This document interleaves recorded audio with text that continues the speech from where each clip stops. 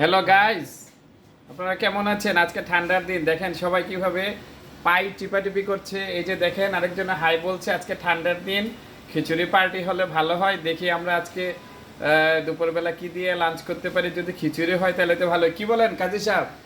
জি, কি বলেন মাকসুদ সাহেব? খিচুড়ির সাথে আমাকে একটু দেখান না, খিচুড়ির সাথে হাঁসের মাংসটা হইলে জব্বেশ লাগতো, বুঝছেন? আর যদি আপনার ওই যে গরুর গোস্তর জোড়াটা হইতো। এখন আপনি কি হাঁসের গোস্ত খাইতেছেন না গরুর গোস্ত খাইতেছেন? আমি হাঁস আর গরুর গোস্ত জোড়া মানে উনি কিন্তু একজন ভোজন রসিক, আবার বেশি খাওয়াইন না। মাশাআল্লাহ, ওনার শরীরটা যেমন পেটটা এমন রুচিটাও তেমন সবসময়ই থাকে। এজন্য হাঁসের গোস্তও খাইতে চায়, গরুর গোস্তও খাইতে চায়। যদিও আজকে আপাতত ওনার কিসমতে মনে হয় না দুপুরবেলা এগুলো জুটবে। আমার শরীরটা যেমন, আমার পেটটা হলো আপনার কি বলে স্লিম পেট, আর যিনি বলতেছে ওনার হলো কলস পেট। আচ্ছা, আপনারা এখানে কমেন্টে জানিয়ে দেবেন সিলিম পেট কোনটা, কলস পেট কোনটা। যদি কেউ দেখে থাকেন ছবি তুলে পাঠাতে পারেন আমাদের ব্লগে, কোনো অসুবিধা নেই। এই যে দেখেন আরেকজনের নিঃশব্দে কি জানি, এই যে আমি বলে দিই, স্লিম পেট হলো আপনি পায়ের, আপনি তাকাবেন নিচের দিক, যদি আপনার পায়ের নখ দেখতে পারেন তাহলে হলো স্লিম পেট। আর নিচের দিক তাকাবেন সরাসরি, যদি দেখেন যে পায়ের নখ দেখা যায় না, নাভি দেখা যায়, তাহলে মনে করবেন যে হলো কলস পেট। বুঝছেন তো আপনারা? উনি কি বলছে, কলস পেট আর স্লিম পেটের উনি পার্থক্য দিচ্ছে। আমার মনে উনি পেট নিয়ে অনেক গবেষণা করে, এই জন্য উনি পেটের ব্যাখ্যাটা বেশ ভালোভাবেই দিল। দেখি আমরা আজকে কি হবে, আজকে লাঞ্চটা আপনারা একটু দেখে। অনেকে আবার মনে করেন যে তারা খায় দেখে আপনারা দেখাইতেছে, আসলে বিষয়টা এরকম না। ঠান্ডার দিন দেখে আমরা একটু দেখি আজকে কি আনছে।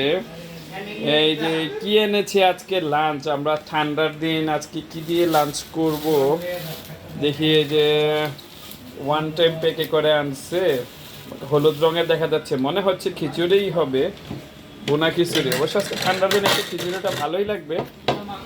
দেখতে চাই আমরা খিচুড়িটা, প্যাকেটটা খোলা হচ্ছে।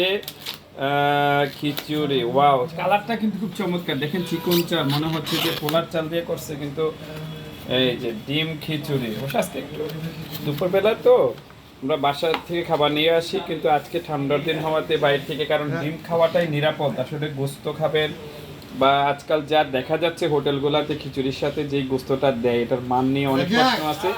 আপনি রিস্ক থেকে বাঁচার জন্য এটাই সবচেয়ে উৎকৃষ্ট খাবার।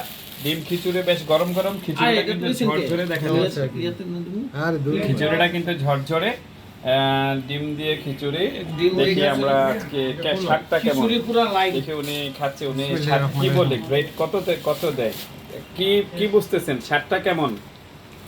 10-এ কত দিবেন আপনি? 10-এ 8 দিবে। মাশাআল্লাহ, 10-এ 8 দিবে। আমি কিন্তু শুরুতেই বলছি আর ব্লগের যে গোস্তের মধ্যে একটা রিস্ক থেকে যায় গোস্ত খাওয়ার ক্ষেত্রে। তো সাথে কি আছে? ডাল, সাথে আবার কি বোনা ডাল মনে হচ্ছে। এই যে বোনা ডাল, একটু দেখি ডালটা দেখে, টমেটো, কাঁচামরিচ, ধনিয়া পাতা, এই যে বুটের ডাল, কালারটা কিন্তু বেশ চমৎকার। দেখি একটু ওনার প্লেটে দাও তো আমরা দেখি।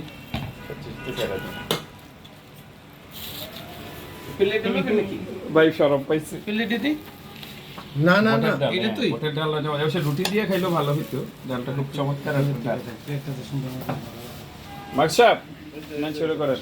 এই যে দেখেন সাথে লেবু, কাঁচামরিচ, পেঁয়াজও দিয়েছে। তো দামের পেঁয়াজের সময়ও পেঁয়াজ ফ্রি দিচ্ছে ঢাকা শহরে এখন। আপনারা দেখেন বাংলাদেশের মানুষ আসলেই অনেক উন্নত হয়ে গেছে।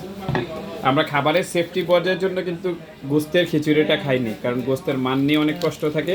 বাহিরে এমনিতেই খাওয়া কম হয়, কিন্তু আজকে বাধ্য হয়েছি যেহেতু বৃষ্টি বাদল, বাসা থেকে খাবার আনতে পারিনি, সেই জন্য। আপনারা দেখেন একদম ভর্তি দিয়েছে। কত টাকা করে নিলে এগুলা? 50 টাকা করে, 50 টাকায় ডিম খিচুড়ি। ধন্যবাদ আপনাদেরকে, উৎসাহ পেলে আবার করব।